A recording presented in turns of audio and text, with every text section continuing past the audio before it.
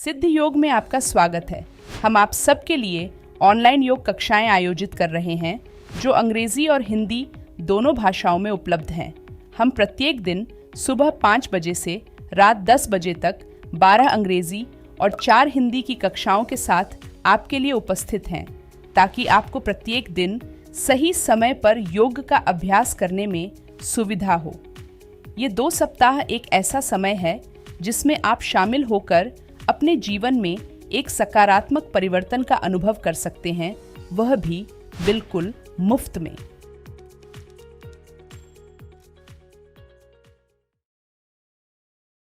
दोस्तों, क्या आप अपनी मसल्स को टोन करना चाहते हैं? आपकी कोर की मसल्स बहुत ज़्यादा लूज़ हैं, आपके शोल्डर्स की, आपकी हैंड्स की मसल्स बहुत ज़्यादा लूज़ हैं, आप इनको टोन करना चाहते हैं। साथ ही साथ आप अपने फोकस को, अपने कंसंट्रेशन को बढ़ाना चाहते हैं। आपके रिप्रोडक्टिव ऑर्गन्स की जो फंक्शनिंग आप उसको इम्प्रूव करना चाहते हैं। साथ ही साथ आपका डाइजेशन अच्छे से काम नहीं करता है, आप अपने डाइजेशन को इम्प्रूव करना चाहते हैं, अपने इंटरनल ऑर्गन्स को स्टिमुलेट करना चाहते हैं, अपनी एनर्जी को बॉडी के अंदर अच्छे से सर्कुलेट करना चाहते हैं, अपने कॉन्फिडेंस और अपने फोकस को बढ़ाना चाहते हैं। तो दोस्तों, आज का यह अभ्यास आपके लिए है। आज के अभ्यास में हम आपको एक ऐसे आसन के अभ्यास के बारे में बताएंगे जिसका अभ्यास करके आप अपनी इन सारी समस्याओं को दूर कर पाएंगे और साथ ही साथ इस आसन के लगातार अभ्यास से आपको और भी कई सारे लाभ मिलेंगे जिनके बारे में हम आपको इस आसन के अभ्यास के दौरान बताएंगे। तो चलिए दोस्तों, मेरा नाम है अतुल मिश्रा, सिद्ध योगा में आप सभी का स्वागत है। तो चलिए दोस्तों, हम लोग चलते हैं अपने अष्टवक्रासन 8 एंगल पोज के अभ्यास की तरफ और इससे पहले इस आसन के बारे में कुछ जरूरी चीजें जान लेते हैं। तो दोस्तों, ये जो आसन है ये एक आर्म बैलेंसिंग पोज है और साथ ही साथ ये एक एडवांस कैटेगरी का आसन है और ये एक आर्म बैलेंसिंग पोज भी है।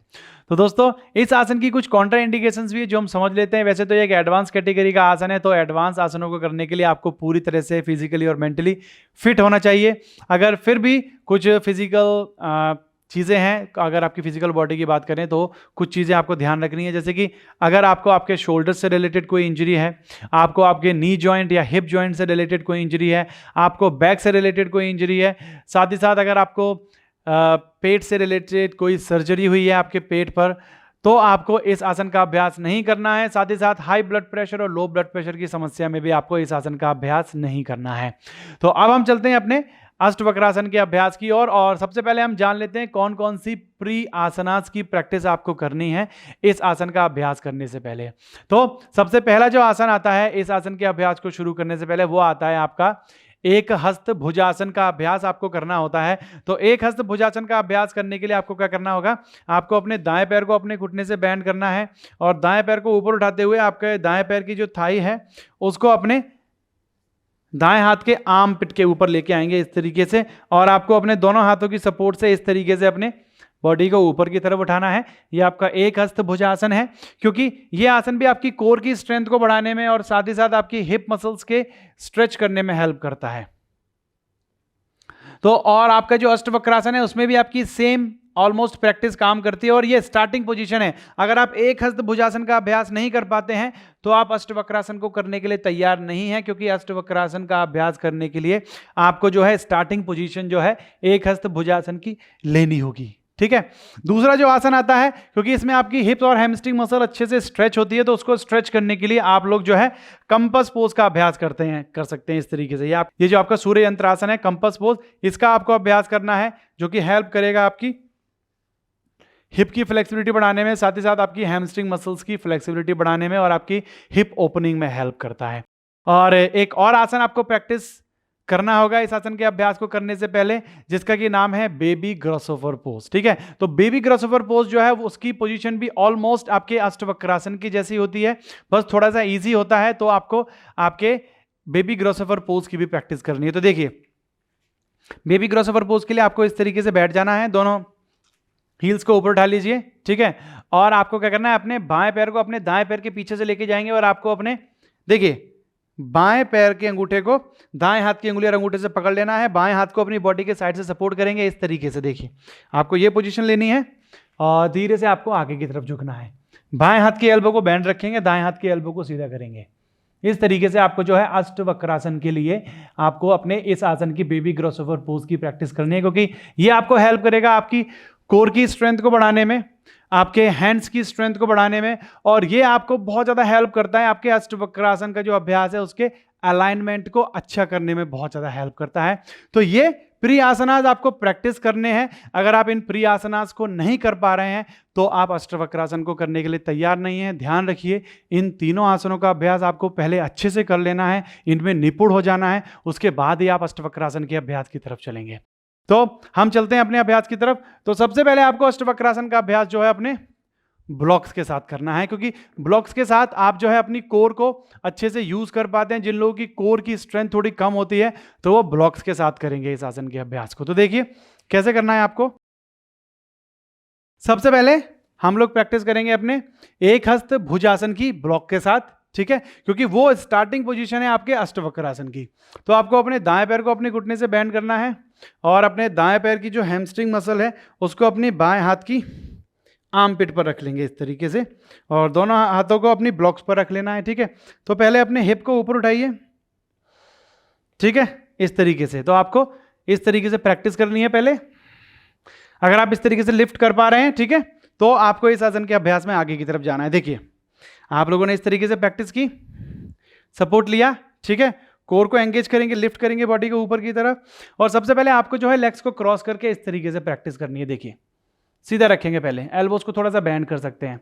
तो सबसे पहले आपको इस तरीके से प्रैक्टिस करनी है दाईं तरफ से, और इसी तरीके से आपको बाईं तरफ से देखिए फोल्ड करेंगे, आर्म पिट के पीछे रखेंगे, अपने ट्राइसेप मसल के पीछे की तरफ अपने पैर को अच्छे से दोनों ब्लॉक्स पर सपोर्ट करेंगे दोनों हाथों को, और इस तरीके से ऊपर उठाएंगे और इस तरीके से आपको क्रॉस करना है, सीधा भी कर सकते हैं इस तरीके से। तो यहां पहले आपको 10 से 15 सेकंड की जो है टाइमिंग होल्ड करनी है। अगर आप यहां पर 10 से 15 सेकंड होल्ड नहीं कर पा रहे हैं तो आपको आसन के अभ्यास में आगे की तरफ नहीं जाना है, ठीक है। तो ये सबसे जरूरी चीज है, आप सभी लोग ध्यान रखिए कि जो प्री प्रैक्टिसेस आपको बता रहे हैं उनमें आपको जो है होल्डिंग टाइम रखना है, वहां पर आपको होल्ड करना है। ऐसा नहीं है कि आप बस प्रैक्टिस की और वापस आ गए और आप तैयार हो गए, ऐसा नहीं होगा। आपको जो है प्रॉपरली होल्डिंग टाइमिंग रखना है। आसन के अभ्यास में आपको वेरिएशन में आपको होल्ड करना है, ठीक है। अब जो नेक्स्ट है वो हम आगे की तरफ चलते हैं इस अभ्यास में कि आप कैसे करेंगे। ब्लॉक्स के साथ आपका नेक्स्ट स्टेप क्या आएगा, पहले आपको कंटिन्यूसली ब्लॉक्स के साथ प्रैक्टिस करनी है, ठीक है। तो देखिए दोनों पैरों को सीधा कर दीजिए, दंडासन। दाएं पैर को अपने घुटने से बैंड करेंगे और एक हस्त भुजासन के लिए तैयार हो जाइए। हिप्स को लिफ्ट करेंगे, पैर को लिफ्ट करेंगे, क्रॉस करेंगे, क्रॉस करने के बाद सीधा कीजिए। सीधा करने के बाद आपको धीरे धीरे अपनी एल्बोज को बैंड करना है और सामने की तरफ देखिए घुटनों को सीधा करके। आप एल्बोज को बहुत ज्यादा बैंड नहीं करेंगे, ठीक है, इस तरीके से आपको रखना है। सामने की तरफ देखिए। वापस आने के लिए क्या करेंगे, धीरे से घुटनों को बैंड करेंगे, हिप्स को नीचे टच कर दीजिए, ठीक है। इस तरीके से जो है आपको ब्लॉक्स के साथ प्रैक्टिस करनी है अपने अष्टवक्रासन की।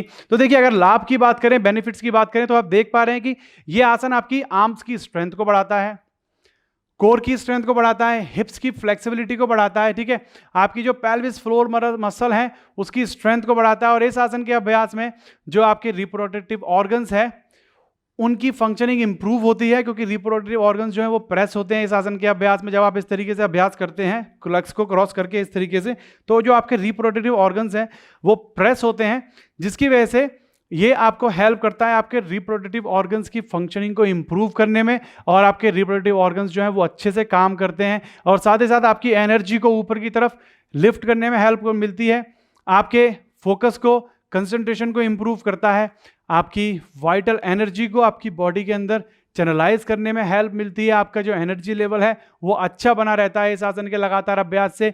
जो लोग बहुत ज़्यादा लो फील करते हैं, बहुत ही ज़्यादा वीक फील करते हैं, उन लोगों के लिए इस आसन का अभ्यास बहुत अच्छा है, क्योंकि ये आपकी बॉडी को इंस्टेंट एनर्जी देता है, आपके एनर्जी लेवल को इंप्रूव करता है, और आपके फोकस को इंप्रूव करता है, और आपके कॉन्फिडेंस को भी बूस्ट करता है, आपके एंडोरेंस को बूस्ट करता है ये आसन। तो देखिए ब्लॉक्स के साथ प्रैक्टिस जब आप करने लगते हैं तो आपकी स्ट्रेंथ धीरे धीरे बढ़ती है, और आपको थोड़े समय तक ब्लॉक्स के साथ ही प्रैक्टिस करनी है, जब तक आप 15 से 20 सेकंड तक इस आसन के अभ्यास में रुकना नहीं सीख जाते।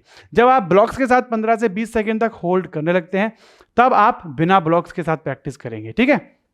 तो देखिए दोनों पैरों को दंडासन की पोजीशन में, स्पाइन स्ट्रेट, दाएं पैर को अपने घुटने से बैंड करेंगे, फोल्ड करके इस तरीके से अपने एक हस्त भुजासन की तरफ चलेंगे, दोनों पाम्स की सपोर्ट लेंगे, हिप्स को ऊपर की तरफ लिफ्ट कीजिए, क्रॉस करेंगे लेग्स को, फिर सीधा करेंगे, साइड से लेके आएंगे और धीरे धीरे एल्बोस को बैंड कीजिए। देखिए 5, ब्रीथिंग पर ध्यान। 4, बहुत ज्यादा बैंड नहीं करना है एल्बोस को, ठीक है, सामने की तरफ देखिए। 3, हिप्स को ज्यादा नीचे नहीं जाने देना, हिप्स को ज्यादा ऊपर नहीं उठाना।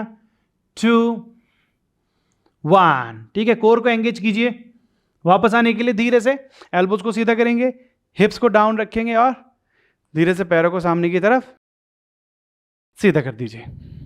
तो देखिए ये हमने अपने अष्टवक्रासन के फाइनल पोज की प्रैक्टिस की। तो दोस्तों देखिए हमने आपको आपके अष्टवक्रासन 8 एंगल पोज के बारे में सारी जानकारी आपको दे दी है, इसके लाभ भी बता दिए, कॉन्ट्रा इंडिकेशंस भी बता दी और इस आसन की कैटेगरी भी बता दी।